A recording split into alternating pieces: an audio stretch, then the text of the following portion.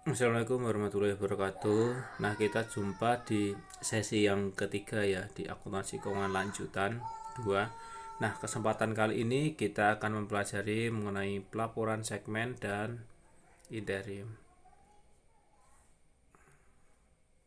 Nah, jadi dalam pelaporan segmen, ini perusahaan besar yang terdiversifikasi atau dapat dilihat sebagai sebuah portofolio aset yang beroperasi sebagai divisi atau entitas anak yang seringkali memiliki cakupan multinasional. Jadi di sini walaupun perusahaan tersebut sudah multinasional, tapi dia masih dalam kategori divisi ya atau entitas anak.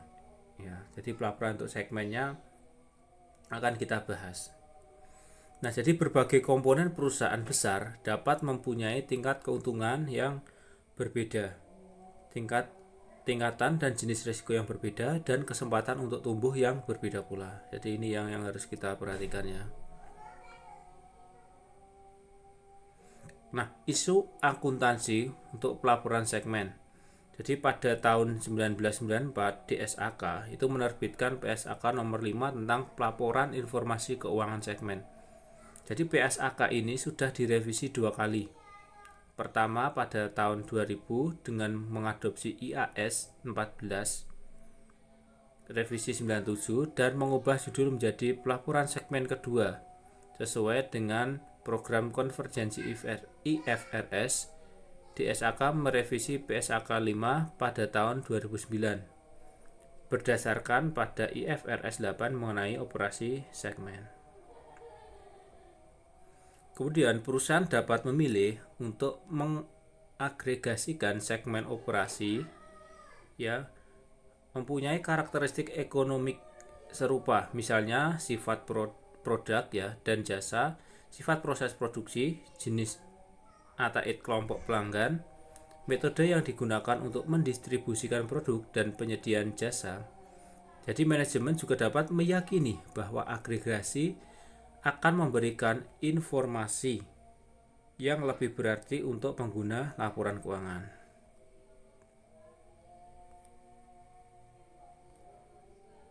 Nah, informasi tentang segmen operasi, yakni tujuan dari pelaporan segmen adalah untuk memungkinkan pengguna laporan keuangan melihat ya di balik jumlah konsolidasi untuk masing-masing komponen yang membentuk entitas tersebut. Jadi kita harus melihat dari masing-masing komponen. Kemudian dalam segi mendefinisikan segmen yang dilaporkan. Dalam hal ini proses penentuan segmen operasi dilaporkan atau reportable operating segment yang terpisah, yaitu segmen di mana pengungkapan tambahan yang terpisah harus dibuat berdasarkan spesifikasi manajemen atas segmen operasi yang digunakan secara internal untuk mengevaluasi posisi keuangan dan kinerja operasi perusahaan. Jadi tujuan dari pendefinisian segmen ini yang dilaporkan ini terus saja ya muaranya itu pada kinerja ya, jadi kinerja operasi perusahaan. Nah, kemudian masalah ambang batas. Nah, ini juga harus kita perhatikan di mana ambang batas kuantitatif 10%. Nah, pengungkapan terpisah tersebut diperlukan untuk segmen yang memenuhi setidaknya salah satu dari pengujian berikut. Jadi ada beberapa pengujian. Yang pertama, pendapatan yang dilaporkannya dari segmen termasuk penjualan ke pelanggan eksternal dan penjualan atau pengalian antar segmen adalah 10% atau lebih dari gabungan pendapatan internal dan eksternal dari seluruh segmen operasi. Yang kedua, jumlah absolut dari laba rugi yang dilaporkan dari segmen adalah 10% atau lebih dari jumlah yang lebih besar dari dalam jumlah absolut ya tadi 10% tadi ya. Yang pertama, gabungan laba yang dilaporkan dari seluruh segmen operasi yang tidak melaporkan kerugian. Dan yang kedua, gabungan kerugian yang dilaporkan dari seluruh segmen operasi yang melaporkan atas kerugian. Dan yang ketiga, memiliki aset 10% atau lebih dari gabungan aset seluruh segmen operasi. Jadi ambang batas atas kuantitatif 10% itu ada 3 pengujiannya. Pengujian dimaksudkan masalah ambang batas ini. Kemudian untuk uji pengungkapan komprehensif, di mana setelah menentukan segmen mana yang dilaporkan berdasarkan salah satu dari 3 uji 10%. Kemudian perusahaan harus menerapkan uji komprehensif. Ya, uji komprehensif di sini adalah mengenai uji pendapatan konsolidasi 75%. Ya. Dan pelaporan informasi segmen. Entitas mengungkapkan hal-hal berikut untuk setiap periode laporan laba rugi dan penghasilan komprehensif lain yang disajikan. Yang pertama adalah informasi umum tentang faktor-faktor yang digunakan untuk mengidentifikasi segmen dilaporkan dari entitas. Dalam hal ini termasuk dasar organisasi yang menghasilkan pendapatan dari setiap segmen yang dilaporkan. Dan yang kedua, informasi tentang laba rugi segmen yang dilaporkan, termasuk pendapatan dan beban tertentu. Dalam hal ini laba rugi segmen yang dilaporkan, aset segmen, liabilitas segmen, dan dasar pengukuran. Rekonsiliasi dari total pendapatan segmen, laba atau rugi segmen yang dilaporkan, liabilitas segmen, dan unsur material segmen lainnya terhadap jumlah yang terkait dalam entitas. Jadi pelaporan informasi segmen ini menyajikan berbagai pengungkapan ya dalam setiap periode. Nah, dalam laporan laba rugi dan dalam laporan laba rugi dan penghasilan komprehensif itu disajikan atas kedua hal ini ya dalam segmen. Dan pelaporan untuk segmen di mana perusahaan itu harus melaporkan pendapatan dari pelanggan eksternal. Yang pertama adalah untuk setiap produk dan jasa atau tiap kelompok dari produk dan jasa sejenis. Kemudian yang kedua, dialokasikan kepada negara domisili entitas dan seluruh negara asing secara total di mana entitas memperoleh pendapatan. Dan pelaporan keuangan interim. Pelaporan keuangan interim. Laporan keuangan interim atau interim financial reports yang mencakup periode waktu kurang dari 1 tahun, menyediakan informasi tepat waktu mengenai kemajuan entitas sepanjang tahun tersebut.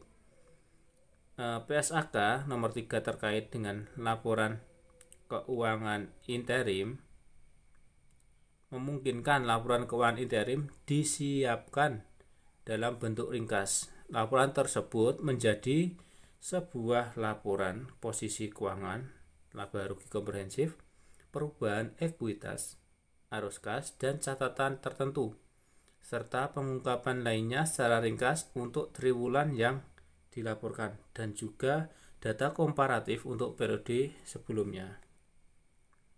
Nah, jadi ini mengenai pelaporan keuangan interim. Jadi ada dua hal. Yang pertama adalah cakupan periode, yang kedua adalah dari sumber peraturan PSAK.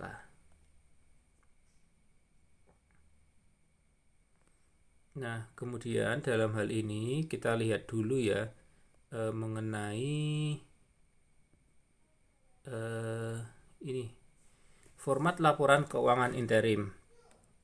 Nah, di sini ada 5. Yang pertama adalah laporan posisi keuangan ringkas, kemudian laporan laba rugi dan komprehensif lain ringkas baik digabung maupun terpisah. Nah, ini hampir sama seperti biasanya ya.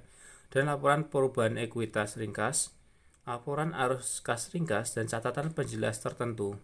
Jadi ini yang berbedaan dengan laporan keuangan secara penuh atau biasanya. Nah, ini hanya disajikan laporan keuangan interim di sini adalah laporan keuangan secara ringkas. Nah, kemudian permasalahan akuntansi, di mana laporan keuangan interim menimbulkan beberapa persoalan pengukuran teknis dan konseptual untuk seorang akuntan. Sebagian besar persoalan tersebut berpusat pada konsep akuntansi. Nah, periodisasi dan pembagian periode tahunan ke dalam periode interim.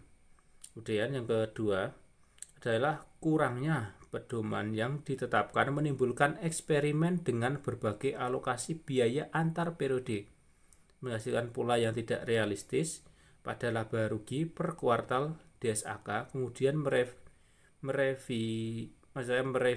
PSAK nomor 3 dengan mengadopsi IAS 34 Interim Financial Reporting pada tahun 2014. Nah, ini permasalahannya ya. Nah, terdapat dua sudut pandangan berbeda mengenai pelaporan interim sebelum dikeluarkannya PSAK nomor 3. Yang pertama adalah mengenai teori discrete pelaporan interim atau discrete theory of interim reporting. Ya, ini memandang setiap periode interim sebagai periode akuntansi dasar yang harus dievaluasi. Seakan-akan periode tersebut merupakan periode akuntansi tahunan. Kemudian ada dua teori. Yang kedua adalah teori integral pelaporan interim atau integral theory of interim reporting. Jadi memandang periode interim sebagai bagian dari periode tahunan. Berdasarkan pandangan ini, pengakuan dan perpetual dari pos pendapatan atau beban tertentu dapat dipengaruhi oleh pertimbangan mengenai hasil yang diharapkan dari keseluruhan selama operasi 1 tahun. Nah, perbedaan di sini apa? Jadi teori discrete ini memandang bahwa pelaporan itu harus segera mungkin, harus bulanan, misal bulanan ya bulanan, triwulan, setiap 3 bulan ya udah 3 bulan, jadi tidak harus menunggu 1 tahun. Nah, tapi kalau teori integral ini harus menunggu 1 tahun. Nah, seperti itu ya. Jadi di sini ada kelebihan dan kekurangannya masing-masing. Misalkan dari teori discrete itu tadi yang harus setiap bulan itu harus segera dilaporkan. Jadi tidak harus menunggu 1 tahun. Otomatis di sini pencatatannya harus banyak, terus harus banyak menggunakan penyesuaian. Kemudian tapi datanya dijamin lebih valid. Kalau teori integral ini harus benar-benar mengumpulkan bukti selama 1 tahun. Jadi otomatis di sini harus bukti-buktinya itu harus tersimpan dengan rapat dan tidak boleh sampai hilang. Ya, jadi resikonya ini. Tetapi teori integral ini tidak memerlukan banyak penyesuaian seperti teori discrete itu tadi. Nah, jadi ini ya perbedaan kedua atas teori yang ada pada pelaporan interim sebelum dikeluarkannya PSAK nomor 3. Oke, itu tadi. Terima kasih atas kuliah saya. Semoga materi ini bermanfaat untuk kita semua. Nanti silakan ada yang mau tanya, silakan silakan komentari saja. Oke, cukup sekian. Kita jumpa lagi di sesi yang akan datang. Wassalamualaikum warahmatullahi wabarakatuh.